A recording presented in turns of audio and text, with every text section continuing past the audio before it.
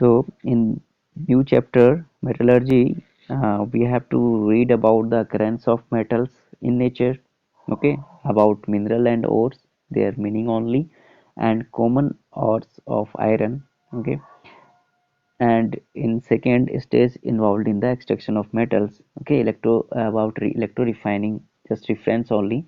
We already read about it in last chapter also, and if some extra part is given here, then we will discuss about it.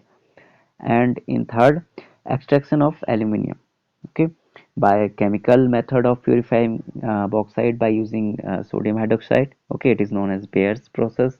And electrolytic extraction. Okay, we will read about it.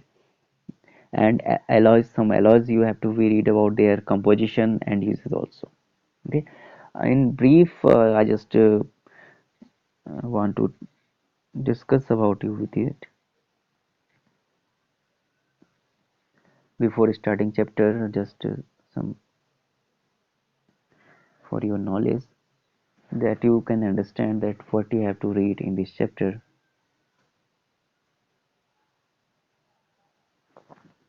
So if you see in the screen that metallurgy, what is the means of this metallurgy? Okay, first is metal extract from some minerals. Okay, you have to understand in one form. If someone asks you that what is metallurgy means, okay, in Hindi dhatu nishkarshan is called, so it's quite tough term for you because you are English medium students. So a metal extract from some minerals. Okay, minerals are khaniज लवण in Hindi. So if we talk about the minerals, what are the minerals? These are compound, okay, which contains metals with some impurities, sand, stones or rocks. Okay, so we have to mainly find their pure form. Okay, that's why we use metallurgy. So minerals are the compounds which contain metal with some impurities, sand, stone and rocks. Can you tell me any one example of compound which contains metals with some impurities, or any metals which are found in compound form in nature? So you can take the example of iron. It is very easy that iron is its oxide also found. Okay, so it's in found in mineral form also. It's compound. So whenever we need this the pure form of this iron, okay, we have to do this metallurgy process. In your book also aluminium example or this so there, because aluminium is abundant in nature. Okay, nowadays you can see that many of your kitchen, if your utensils see your utensils, it is filled with the aluminium ones, because it is very cheap and very you can say that easy available in the earth crust. Okay, mainly these minerals are where found, these are found in earth crust. Okay, these are found in earth crust. So this is the main things you have to understand about the metallurgy, that we have to extract the minerals. And second one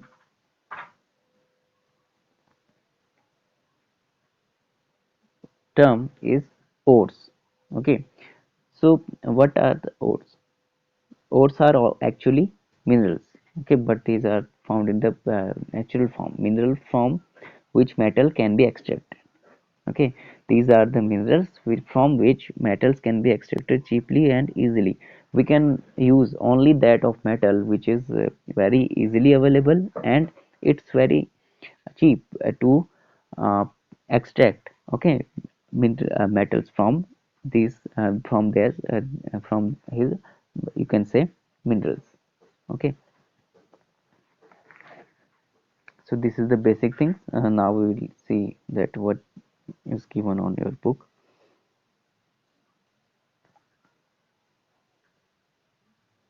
So all materials which we see around us or use in our day-to-day life are made of elements. Okay, the air that we breathe, the water that we take, the food that we eat, and all articles which we use in our daily life are composed of elements. So all elements, whether metal or non-metals or metalloids, Okay, what do you understand by metalloids, Vishal? Metalloids means,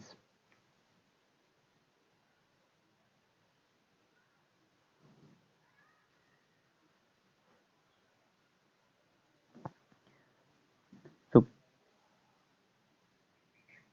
these all are, you can say that, many significance to all of us, and they can be widely distributed in nature either in their free form or in the combined state. The relative abundance of some important elements in earth crust is given below. If you see, oxygen is found, it is in not in atmosphere in earth crust. Okay, oxygen is about 46.6%. Okay, sodium 2.8%, silicon 27.7, potassium 2.8, aluminum 8%, magnesium 2.1, iron is about 5%, hydrogen is about 0.14%, calcium 1.6, and phosphorus 0.12. The earth crust and the seawater are the treasure's house of elements.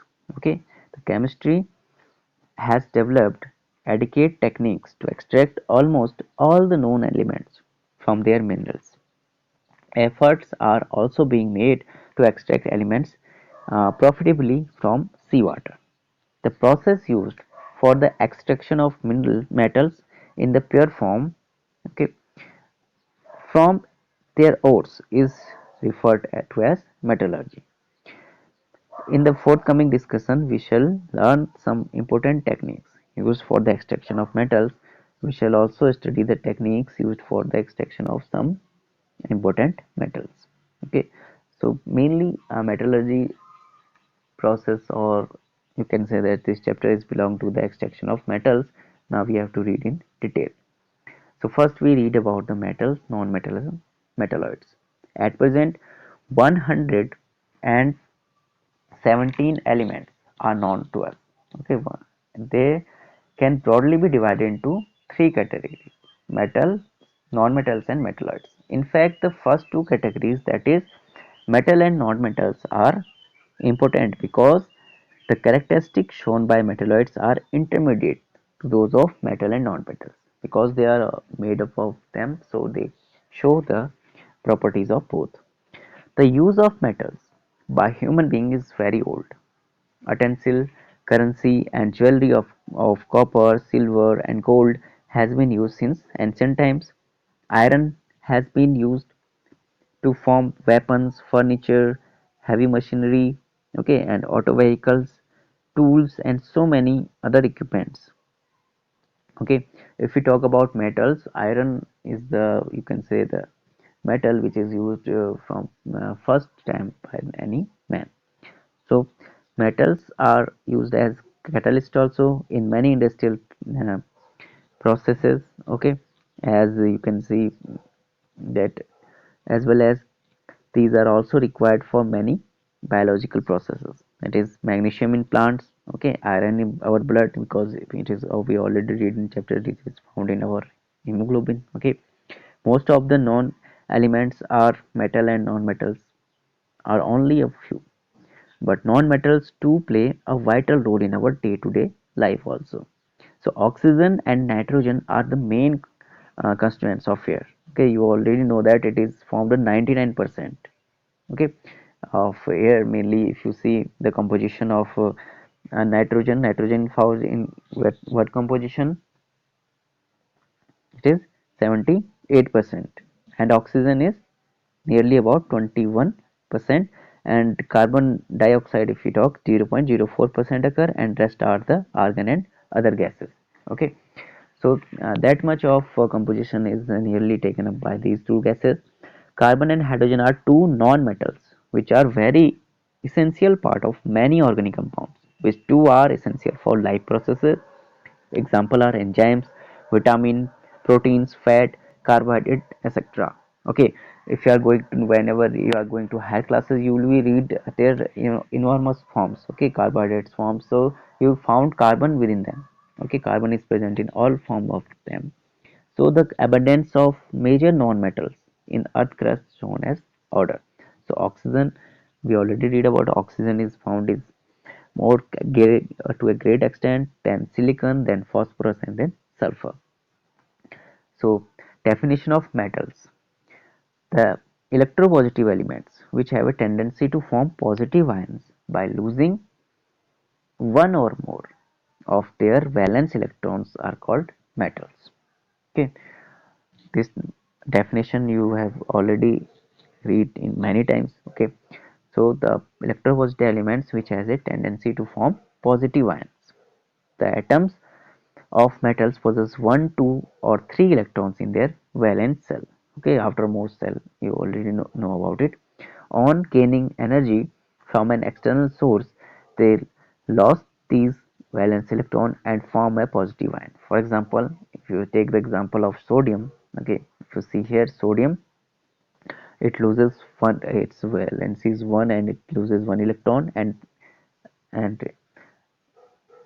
get its octant state. Okay, and same for magnesium, its valence is 2, it loses 2 electrons, and same for aluminum. Okay, its valence is 3 because it loses the 3 electron. Outermost cell carry the 3 electrons, so you can understand these things normally. So the number of electron lost by an atom of a metal to form the positive ion is called the valence of that metal. Okay, the ion of metal thus formed carries the same number of positive ions. For example, an aluminum atom loses 3 electrons, okay, and form the Al plus 3 charge. Therefore, the valency of aluminum is also 3. So the charges, positive charge present on that metal denotes its valency. Okay. Next is characteristics of metals. Metal possesses characteristics metallic luster. Okay, some luster means sign there, and metals are good conductors of heat and electricity. Due to their good conductor nature and high thermal conductivity, cooking utensils have copper-based bottom are frequently used. Okay, nowadays is it very much in fashion that using copper plate just in bottom of the utensil because it is a good conductor of heat. Okay, so it save much of fuel. Boilers are made up of copper and aluminum. Silver has maximum electrical conductivity. The electrical conduction of some metals follow the order. So silver has the most conductivity, electrical conductivity, then gold, then copper, then aluminum. Okay. The electric wires are usually made up from copper, relatively cheaper than gold and silver or aluminum. So that's why we are using copper wires frequently.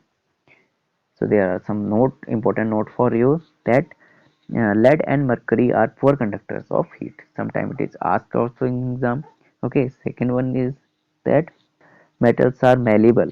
Okay, you already read in class I think 6 or 7 these things that metals are malleable. Okay, they can be beaten to get their fine sheet. Gold, aluminum and copper metals pass to thin sheets. Mainly aluminum is mainly used nowadays more frequently.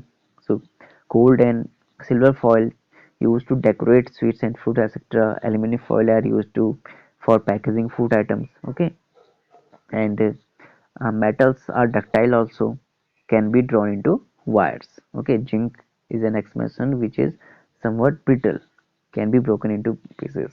So this question you face many times that zinc can be drawn into wire, it is true or false. Okay, so because it is brittle, so it can be broken, so it is not malleable or ductile. So in one condition you can see on your book also that it is malleable and ductile between 100 degree centigrade to 150 degree centigrade only. And metals usually possess high melting and boiling points. For example, melting point of iron and copper are 1535 degree centigrade and 1083 degree centigrade respectively. So that much high boiling point. If you want to boil them, that much of temperature is required. However, some metals, if you see sodium, potassium, etc., melts below 100 degrees centigrade. Most of the metals have shining colors. Silver has silvery gray color, golden yellow color in gold, and reddish brown color of copper can be noticed. Most of metal are sonorous. Okay, sonorous means they make a ringing sound on hitting them.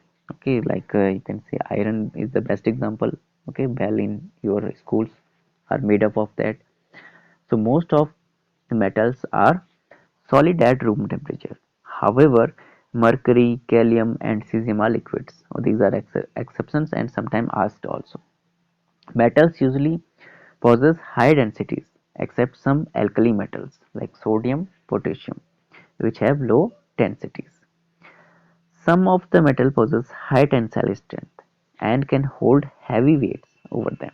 Iron metal is used in uh, girdles, cranes, railway lines, buildings, and bridges. You can see it already. Metal possesses luster and can be used to polish dull decorative pieces to shine them. Metals are generally hard, however, some are soft metals. If you see sodium, potassium, okay, sodium can be cut in by knife. Metal usually forms alloys with other metals. Chrome steel, okay, is made up of iron, chromium, and carbon. Like and non-metals also we can make them by non-metals. Okay, steel of iron and carbon. Mercury forms amalgam with metals. So sometimes it is asked also about mercury. Okay, so these things are about the metals. Now we will move to the non-metals. All you understand. So first we define the non-metals, the electronegative elements which have a tendency to form negative ions by gaining one or more electrons are called non-metals. So the atoms of non-metals usually have 4, 5, 6 or 7 electrons in their valence shell. In order to acquire a stable electronic configuration, they have a tendency to gain electrons and form negative ions. For example, okay, chlorine when reactive with sodium, okay, it gains one electron from it. So it has a tendency and same rule is applied for them also that its valence it has one electron, it gain one electron, so its valence is 1. Oxygen gain 2 electrons, its valence is 2, and nitrogen gain 3 electrons and its valence is 3 here. Okay, nitrogen has 2 valency, you know that 2 and 5. So the number of electrons gained by an atom of a non-metal to form the negative ion is called valency of that non-metal. So one note is there, hydrogen can accept or lose an electron. Okay, however, it has been included in non-metal because we already read about it in last class. Okay, you already read about in last class that when you read about the hydrogen, okay, it is very interesting fact that scientists still not develop any formula to in periodic table where it is actually kept in metals or non-metals. So sometimes you can see that it because it show the behavior of both metals and non-metals. So characteristics of non-metals. First, they are neither lustrous or nor sonorous. Okay, you can easily understand that these are just opposite or vice versa of the metals. They are poor conductors of heat and electricity. Graphite is an exception and is a good conductor of electricity due to its sheet-like structure. So in chemistry, you always read about many exceptions are there. So one is graphite is an exception here that it is a good conductor of electricity. Okay, because why it is a good conductor of electricity? It has a sheet-like structure. Then they are neither malleable nor ductile and are usually brittle in nature. Most of them possess low melting and boiling points. They exist in all three physical states, solid, liquid, and gases. Some examples of non-metals are as follows. In solid form, carbon, sulfur, phosphorus, silicon, iodine, etc. In liquid form, one non-metal which occur in liquid form sometimes asked that it is bromine. Gaseous form, hydrogen, nitrogen, oxygen, chlorine, and all noble gases. So all go.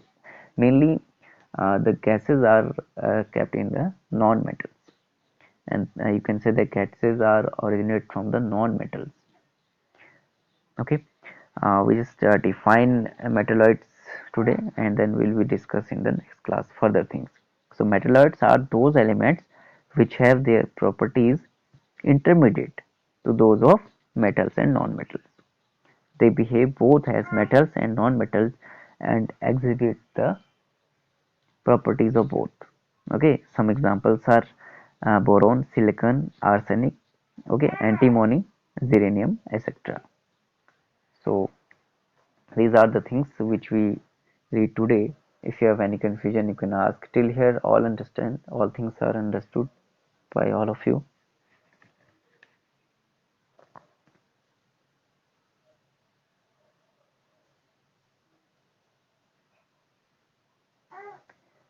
Till here, any confusion?